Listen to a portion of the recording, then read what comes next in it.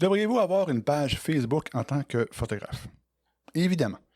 Mon nom est Francis Vachon, je suis photojournaliste à Québec et je vais vous expliquer pourquoi il est très risqué de mettre trop d'attention sur votre page Facebook par rapport à la création d'un site Internet.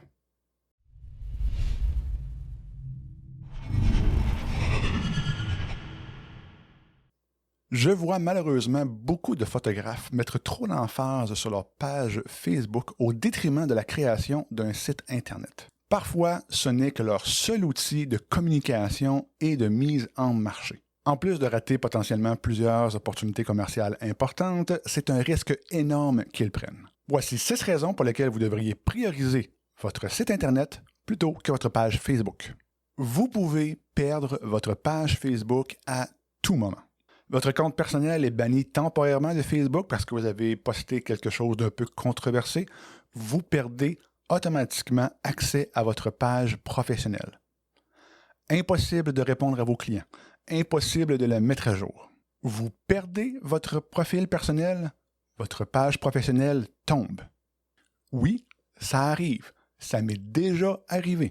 Tous les efforts que vous avez mis à sa création, à son développement depuis 1 an, 2 ans, 5 ans, 10 ans sont perdus en 1 seconde.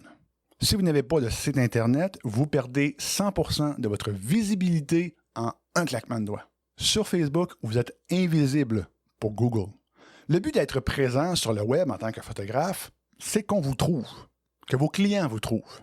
Sur Facebook, c'est impossible, à moins de payer de la publicité sur Facebook pour que les gens vous voient. Ça peut être une bonne idée, je le fais moi-même, mais vous n'avez aucun référencement naturel sur Google, par exemple. Ce que vous voulez, c'est que les gens tapent « photographe à Québec » sur Google et tombent sur vous.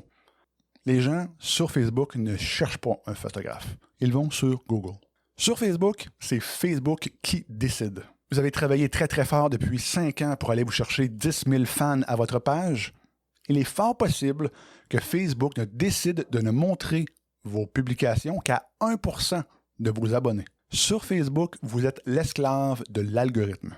L'algorithme a tout intérêt à montrer vos publications au moins de monde possible pour que vous, et oui, que vous payiez de la publicité pour vous faire voir. Il est très difficile de faire des recherches sur Facebook. Avez-vous déjà essayé de retrouver quelque chose que vous avez vu ou que vous avez publié il y a quelques mois? C'est presque impossible. Sur Facebook, la fonction recherche est horriblement horrible. Ce qui a été publié il y a quelques jours tombe dans le vortex Facebook et, à toute fin utile, n'existe plus.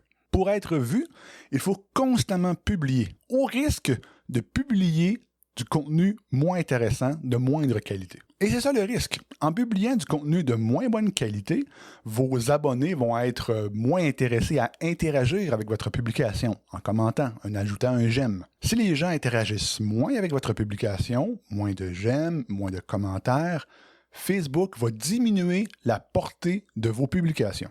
Comment et pourquoi? Facebook, c'est gratuit. Vous êtes le produit.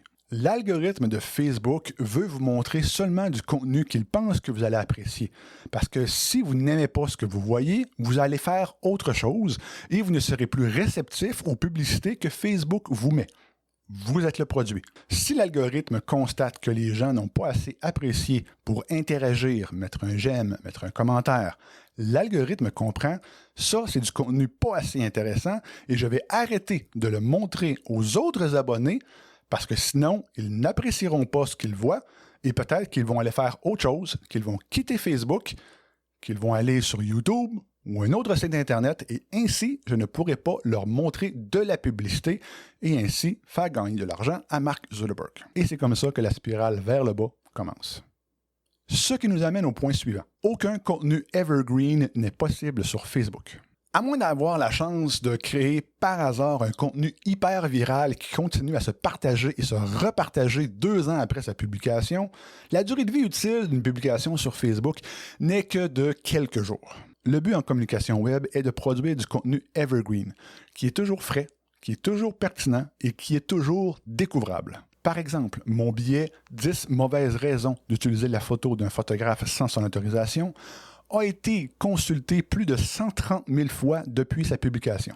Évidemment, une grosse partie de ces vues-là ont été faites lors de sa publication ou dans les jours suivants, dans les mois suivants. Mais encore aujourd'hui, il y a plus de 200 personnes par semaine qui la trouvent et qui la découvrent via Google. Ça, c'est des gens qui ne me connaissaient pas, qui me découvrent, qui découvrent mon travail, qui vont peut-être m'engager en tant que photographe.